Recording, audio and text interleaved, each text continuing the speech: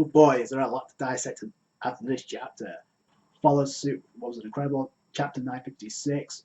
We've got One Piece on the cover weekly sharing jump with Luffy, Chopper, Nami, and Robin, which is cool. We're looking color spread, which I'm guessing marks the end of the summer for One Piece, because obviously you got the straw hats.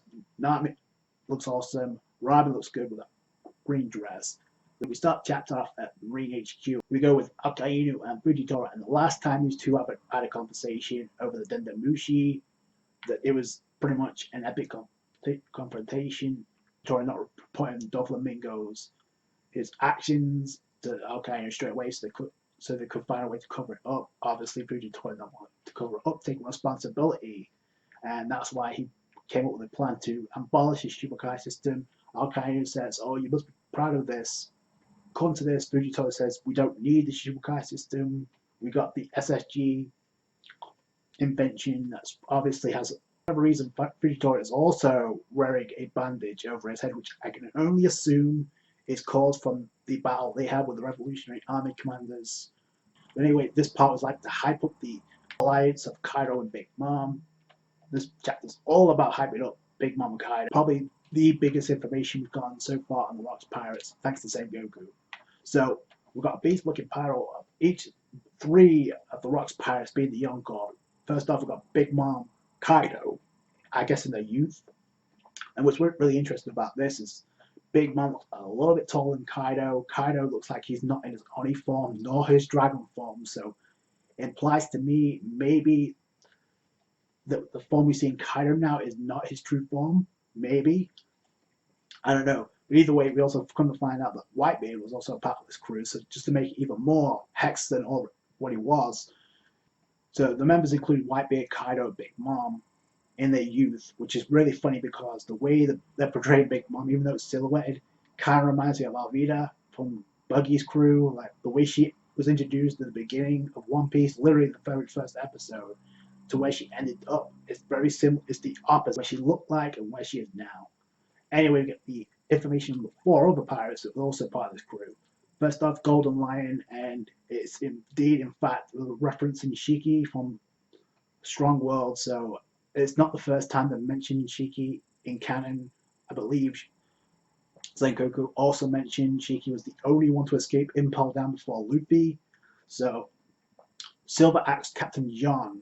So I looked back and I went to Google Captain John to make sure if I recognized him. Turns out he's one of the zombies that were brought back to life thanks to Gecko Moria. So a random zombie got identified as one of the members of the Rocks Pirates. We got Wang Zi and Silver Axe.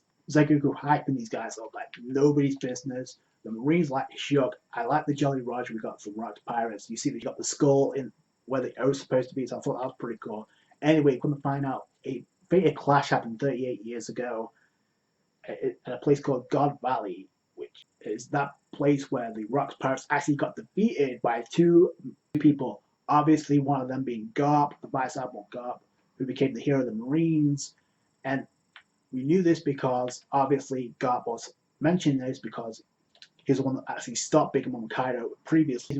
Because Sengoku, the reason why he didn't want this in the newspaper is because he was forced to actually team up with a pirate in order to take these guys down, and that is none other than Goldie Roger. So that does two things. Number one, it hypes the hell out of Garb and Roger for just the fact that they were able to beat the Rocks Pirates, who, but it was their time 40 years ago, but Roger and Garb surpassed them. This also foreshadows possibly a Marine in the form of Kobe teaming up with Luffy. I could definitely see that in the future, when Kobe's a lot stronger in the final arc of the series, possibly. That is definitely foreshadowing.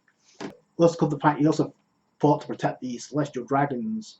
The pirate being obviously called the Roger got wanted nothing to do with that because obviously he didn't like, I guess, the tenure of Vito, which is why he opted not to become a admiral. He said he stayed a vice admiral, despite knowing he had the power to become so much more. You could have become pretty much fleet admiral.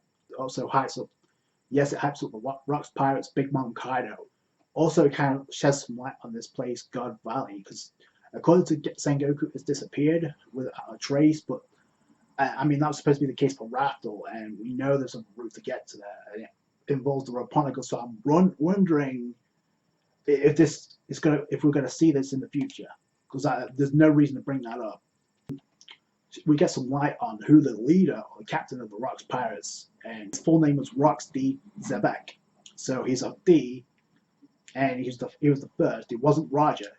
This is where the bounties come into play, because obviously Big Mom and Kaido joining forces. That's going to cause some problems. Also, Sengoku also mentions the fact about the Shishibukai, the fact that no longer there's a Shishibukai system been abolished. They're now pirates. There's going to be bounties for Mihawk and Boa Hancock. You can bet your ass. Also going to find out there's bounties each of the Yonko, 4 Yonko, by the way. So first off, we already knew Blackbeard, 2,247,600,000, and we also then we get Shanks's crew being hyped up, and then Shanks himself. So 6 years ago, he became a Yonko youngest. His crew boasts a high average bounty, perhaps the world's well-balanced, impenetrable pirate crew of the 4. So tell me that isn't hyping up Shanks when we get to see the collision with Blackbeard and Shanks. Anyway, I like the bounty poster of Shanks. It looks very badass. So his stands right now 4,048,900,000. It seems impressive in comparison.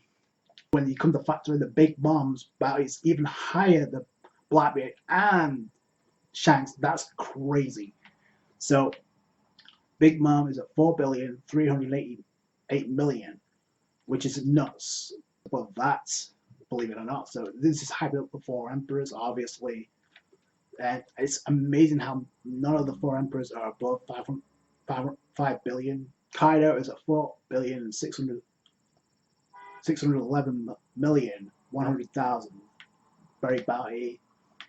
And then the 2 that surpassed that, of course, from the old era, Whitebeard at 5,046,000,000. And Goldie Roger, finally we get his bounty at 5,564,800,000. The highest bounty at One Piece as of right now. I'm curious what the hell Monkey D. Dragon's bounty is at, considering the fact that he's the most wanted criminal in the world right now. Then there's like, we need to stop this before it becomes a bigger issue. We know Ed Drake is on Wano as a double agent. I'm sure it's going to come into play. We know there's a group called the Sword, which I'm sure is also going to come into play. We're getting more insight. Admiral Sakazuki says, leave Wano for now. We don't have the manpower for that, which hypes up Wano even more. To me, I kind of get the feeling that, again, I've said this before, that the alliance with Big Mom and Kaido is not going to last. There's no way. There's just too many differences. Plus, you need to factor in the Rob Poneglyph that Kaido has. Big Mom wants to become King of the Pirates, so that has to come into play. So according to this, Whitebeard, Roger, and Redhead Shanks were all quite fond of a pirate from Wano. Akainu confirms it's indeed Kazuki Odin, who was, we found out he's obviously affiliated with Goldie Raj, but before then, he was also part of Whitebeard's crew. He was actually a captain. So he's a captain of Whitebeard's ship. Then he got picked up by Roger. And the fact that all these powerful individuals are connected to Wano, obviously we're going to get an Odin flashback. It's been confirmed by Oda himself. So, and just Sengoku putting the icing on the cake. Like, it's not a good coincidence. So I want to know what the hell is going to happen in Act 3 of Wano. Okay, he says there's no Admirals that's going to be going to Wano, which I'm kind of glad about, because it's overkill in my opinion. It would have been Sabari Archipelago 2.0 all over again. We already have Kaido and Big Mom, so that's more than enough. We don't even know if Blackbeard is going to show up. I was kind of hoping we'd get something about Sabo, but the more Oda keeps that hidden, the more I think he's definitely not dead. But what happened to Sabo, and definitely what happened to BB. But this was monstrous information that we needed desperately. We're bound to get it sooner or later. I don't know if we're going to lead to a Kaido and Big Mom flashback, but I don't think they really need to right now. But it's just crazy, the hype on the Rocks Pirates. There's still some pirates out there.